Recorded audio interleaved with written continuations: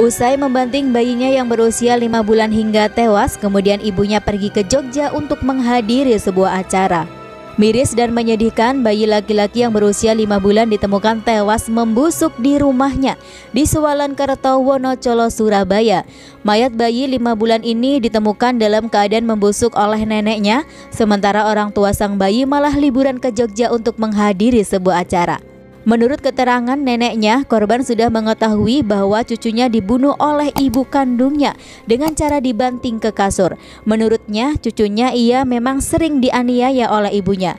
Namun karena tersangka mengancam akan membunuhnya juga, maka si nenek takut dan baru melaporkan kejadian ini saat bayi usia 5 bulan tersebut diketahui tetangga.